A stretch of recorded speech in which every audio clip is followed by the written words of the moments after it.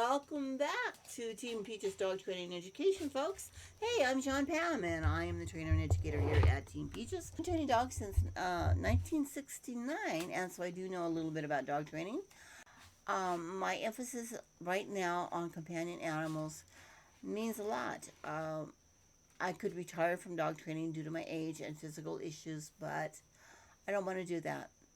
There are far too many animals out there that still need help. And there are a whole lot of owners out there, and I don't like using that term, but that's the way the law says. Owners uh, that need tremendous amount of help with their dogs. Now, I'm going to try not to jump all over, which I tend to do in my videos. So let me go breach this one subject. Um, I personally do not see dogs as property. You may have heard me say this in another video that I've done, but I feel very strongly about that. I do not feel that anyone has the right to own any living being. That would indicate slavery as far as I'm concerned, and due to my own mixed nationality, I'm rather sensitive to those issues. Uh, the dogs that I live with are my family. They are my canine family. They are my furry daughters and sons. Now, this does not mean in any way that my guys are my babies, like human babies. There's no way. I'm very clear about this. They are dogs. They are a different species. They are not my fuzzy wuzzy oozy boozies. Okay, they are not my, you know, they're not mine. I know I say my dogs, my guys and stuff, but that does not, I'm not saying that as in their property. I mean mine as in my family. That is my connection to them. I am definitely pack leader. What I say goes. I am the one that trains them. I am the one that gives them their education. I am the one that cares for them. I am the one that's willing to lay down her life for her dogs. I am the one that if you mess with my dogs, I go from this personality to a complete meltdown, crazy, rabid she-bear protecting her cubs. Okay, I need to put that out there. I am the one that installs the discipline, but nobody else better say anything or do anything that could cause injury to my dogs.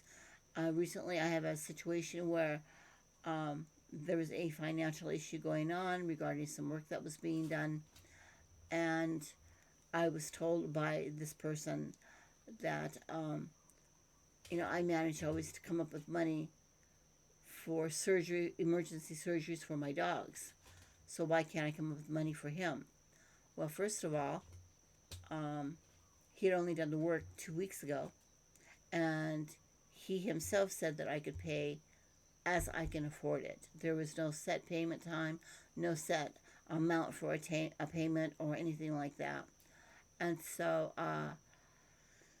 he knows that I'm on a very tight budget. And so, he's reacting like a human. And everything would have been okay, except he said that to me. I will not allow anybody to use my innocent dogs as leverage to force my hand at anything. I just won't tolerate it. So that person was my friend, and now I'm no longer friends. If you mess with my dogs, and I have a relationship of any kind with you, if I'm married to you, we're getting a divorce. Because my dogs would never betray me like that. Okay, they are totally innocent. If you are my closest friend on the planet, and you mess with my dogs, or try to use them in some way, our friendship's over, and I don't care if we've been friends for a year or 50 years. So I want everyone to know this is how I feel about my dogs. They are my family. And they are the best dogs that they can possibly be. They've already been through enough with human beings, and they don't need to go through any more crap with them. My job is to protect them. My job is to care for them. My job is to provide for them. And my job is to love them with everything I have. And as I said before, I will lay down my life for my dogs. So I would just want to get that out of the way. They are not pets. They are my family. So there you have it. If you ever see me with my red t-shirt on that says overprotective dog bomb, you'll know exactly what that means. So anyway, let me move on here to a little more positive notes. So I have a client who is 80 years old. I don't remember whether or not I spoke of her in one of my videos. I don't remember. I may have. But anyway, she is a retired uh, anesth- anesthesiologist, I think they call it, nurse. She is the nurse that helps you fall asleep for surgeries and takes care of you then.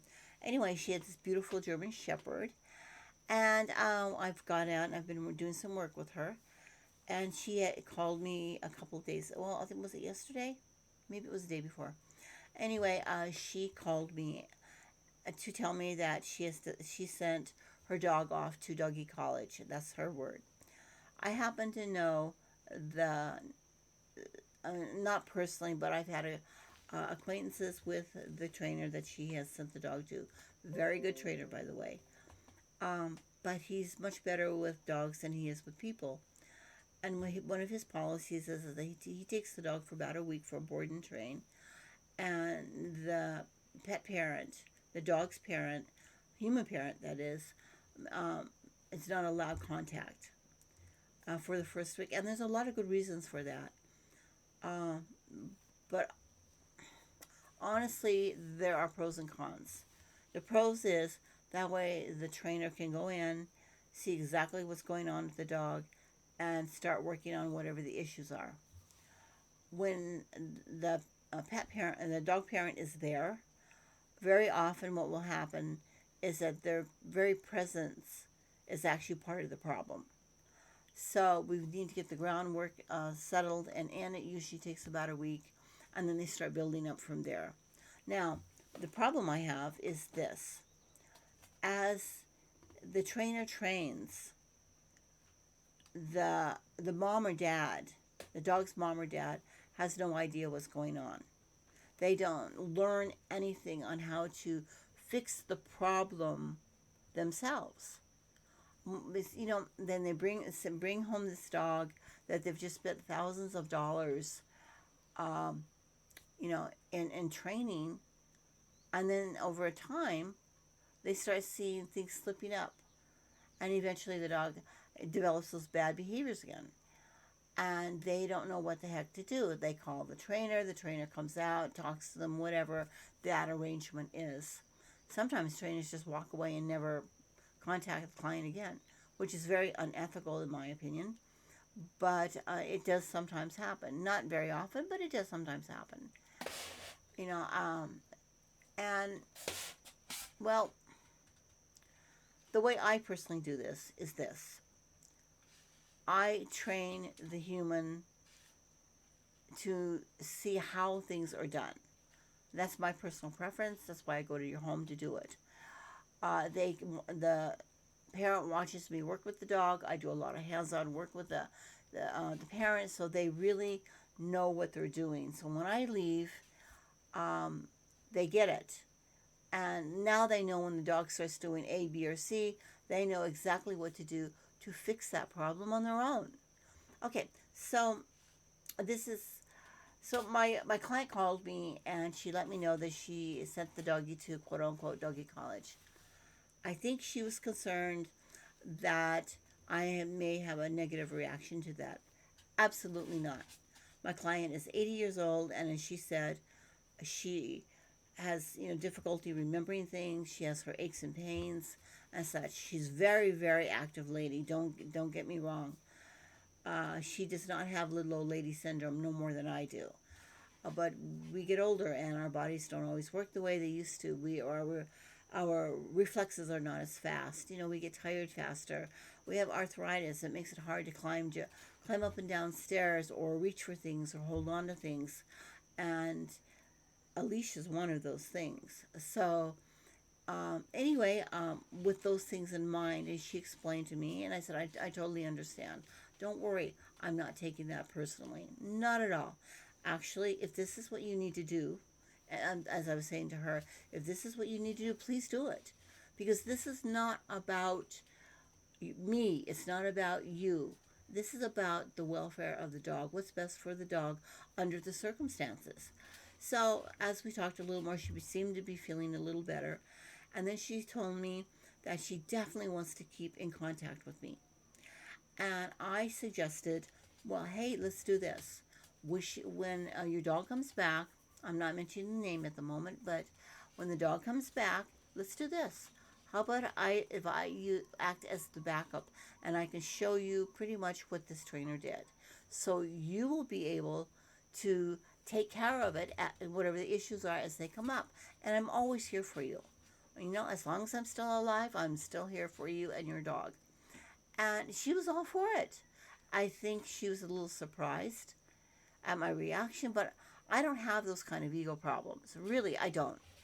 If I'm working with you and you decide to send your dog to a board and train, which she's referring to as doggy college, that's okay.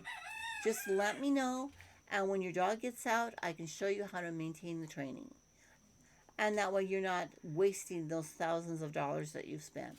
Now, I'm going to go into my video here is now almost 12 minutes long, so I'm trying to keep them a little shorter. So anyway, guys, hey, thanks so much for watching, and remember, if you don't train them, you can't blame them for bad behavior. Have a wonderful Christmas if you happen to be seeing this around Christmas time, 2023. I hope you have a wonderful holiday season, and I hope all is going well between you and your dog. Thanks so much for watching, guys, and we'll see you next time.